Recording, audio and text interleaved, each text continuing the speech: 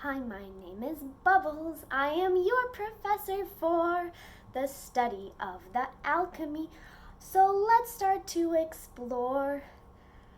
Let's call this the philosophy of omnipresent therapy based on basic associations found through our dexterity. By that I mean when you do stuff throughout your daily life, the things that cross your hands then mind will give you clues to ease your mind. If you feel down and you begin to spell what's right in front of you, think of it like you're reading shampoo. Just listen to meaning and you will be feeling a little bit worse than you do.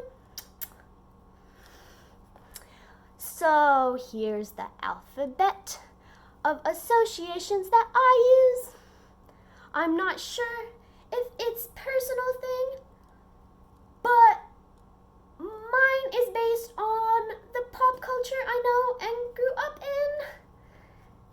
A is like you're alienated, sort of like the scarlet letter.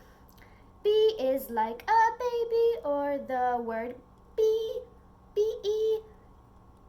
C is like to see, like see this happened or that. D is dope because I'm deathly afraid of the devil. E is electric or ecstasy or internet, like email or robot. F is a hooked T, and that'll make more sense later.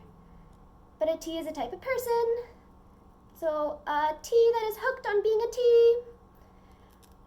G is God or Gabriel, depending on if you predict or if you just perform little miracles.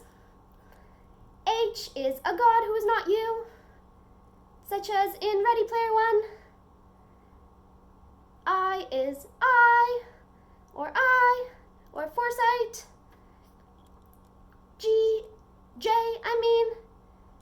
is right before G, and it's for Jesus, who is one who is sacrificed or alienated.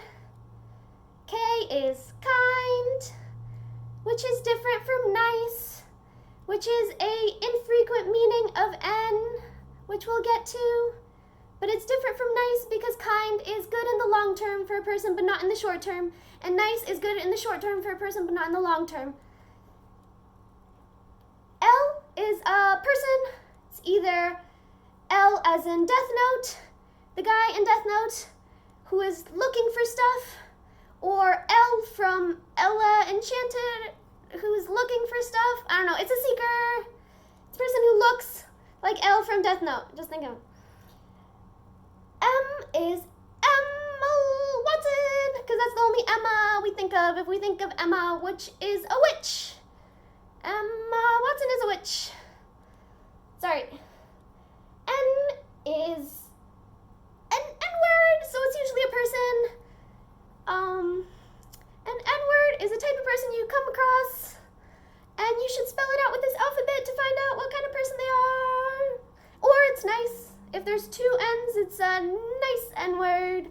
They're usually nice. O is for holy, because it's a hole, get it? P is word vomit, or pee, or piss, but word vomit of any type, such as art or whatever, or anything. Q is a cue to do something, or a cue to do something. R is R, like the word art or hour, because that sounds like art sometimes.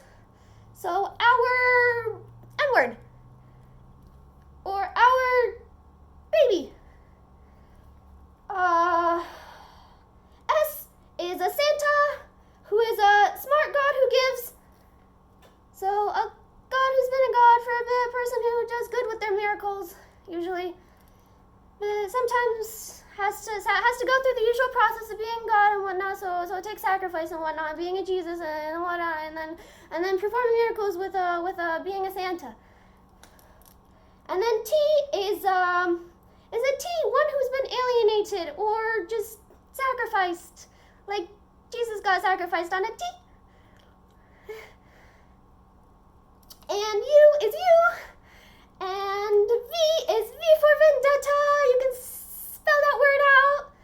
And it's a teacher, actually, but sometimes they don't use the nicest methods of teaching. But they teach.